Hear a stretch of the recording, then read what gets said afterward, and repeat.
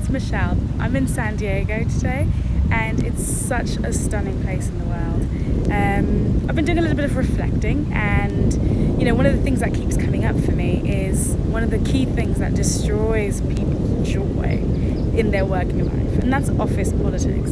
The reason I've been reflecting on it this week is super interesting because I spent a couple of hours with a high-profile client of mine, and she shared with me some of the frustrations that she has about the toxicity in her working environment, the politics, the history, the boardroom dynamics, the fault-finding, etc., etc., etc. You guys kind of know the drill.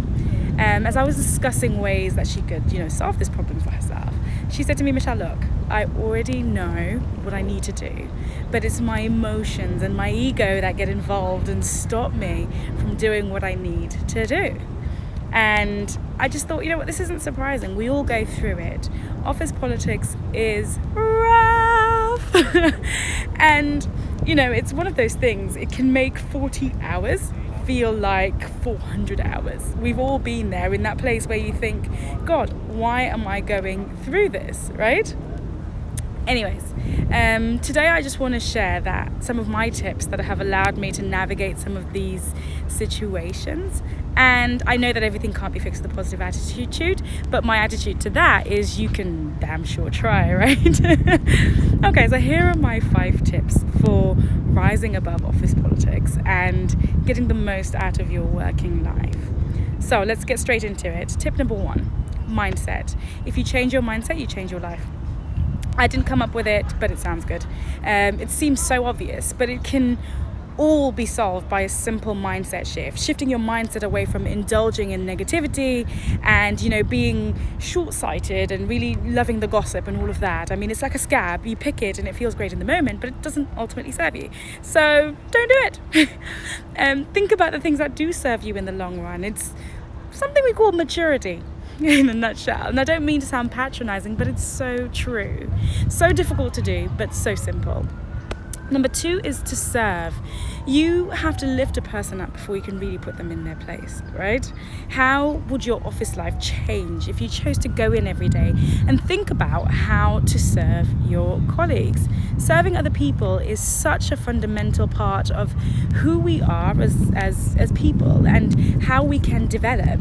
But we just don't do it. But imagine how other people's attitudes would change towards you if you chose to serve them. And serving other people is such a powerful tool. Oh, I'm falling. Here we go. Serving other people is such a powerful tool in terms of helping them get on our side. And choosing to serve others also means we shift our focus from negativity and negative emotions and focus on the uplifting and positive things in our life. Okay, number 3, empathy. This is so important, and if the world had more empathy, the world would be a much better place. If you just took a moment to say, that one person you can't stand, the person that is so egotistical and selfish and cruel, what if that person was just dealing with information based on what they know, and because of negative experiences in their own life? What if they're on fire within themselves and they're hurting and they're looking for ways to spread their misery? What if they don't even know joy? What do you want to do? Do you want to bask in their misery?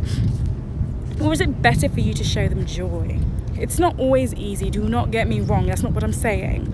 But if my mindset is long-term focused and I have, other people's interests at heart, I'm empathetic and I'm committed to serving others, then it's better for me, it's easier for me to rise above the politics. Bonus, your ego will love this because it means you get to be the bigger person. Okay, number 4. This is so important, guys. This is the most valuable thing, and that is be enough. There is nothing to prove and nothing to protect. I am who I am, and it's enough. This sounds super kooky and super spiritual, but knowing that you're enough and being wholly and completely comfortable with who you are. And with the fact that everybody's playing the same game, but with different strengths and different insecurities. And if you just accept that, I'm enough and they're enough, it frees you from needing to badmouth other people or from agreeing with negativity. And it frees you from being judgmental. Boy, are we also judgmental. I am too, I admit it, sometimes. That's enough of that. Number 5, are you the problem? Am I the problem? Have you asked yourself that question? So is the problem you, or maybe your choices? If you choose to focus on the things that make you happy at work, and the people that help you feel better at work, what would your working experience be like for one another? If you choose to start the day with the 3 things you're most grateful for about your work, how would that change things? If you ended the day with the three things you're most grateful for every single day, even though things didn't go according to your plan, how would that change your working life?